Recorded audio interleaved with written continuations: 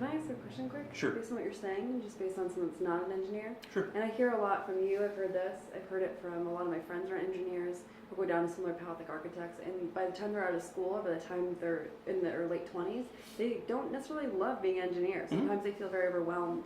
And I'm wondering if just like if you have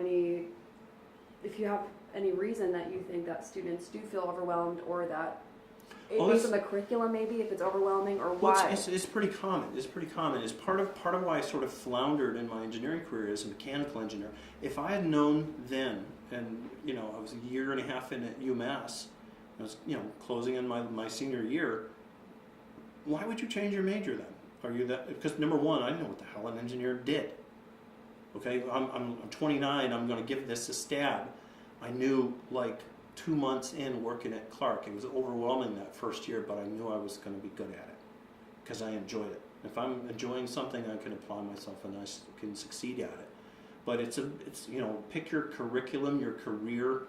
A lot of people, and that's the worst part about the cost of higher education now is, unless you've got extremely wealthy parents, it's almost a sin to spend that much money and that much time getting a degree that you're not going to use.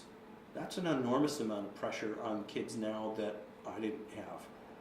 I got out with, I think, about $8,000 in student loans.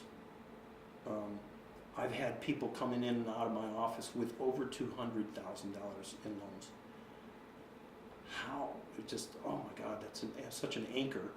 But yeah, I didn't realize, it all worked out. It all came up, sunshine and daisies for me, because number one, I could apply myself and I ended up good at it.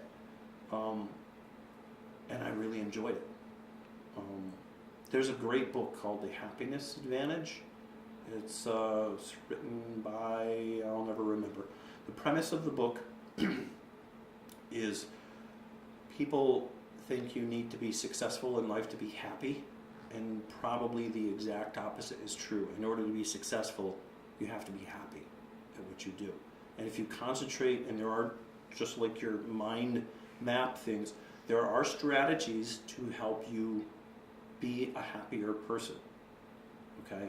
If you concentrate on helping others, or whatever your motivation is, you will end up a happier person, and it will feed off of itself, and you're much more likely to be successful in whatever endeavor you pick. It's a really good read. It was a TED Talk, and we picked up the book and we've read it a couple of times. We shared it with other people in the office and stuff. But yeah, that first year at Clark, overwhelming, absolutely overwhelming, because I was feeling like I'm a late bloomer. I can remember being really relieved in the interview. I was embarrassed.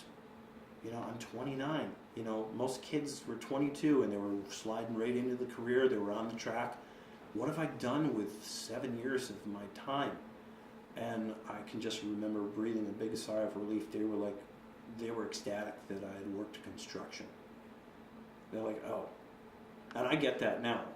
Somebody coming in, that's one of the best things they can show me is that, yeah, they could be a structural engineer and they have some sort of practical, they've worked for Habitat for Humanity, or they've worked as a carpenter, or they've worked as a laborer, surveyor, or they've gotten their hands dirty.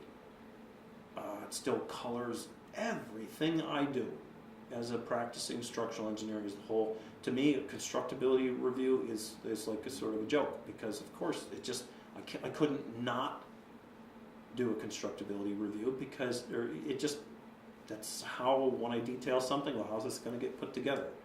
I'm not one for coming up for something and having a contractor saying, you really can't physically build this because of X, Y, or Z.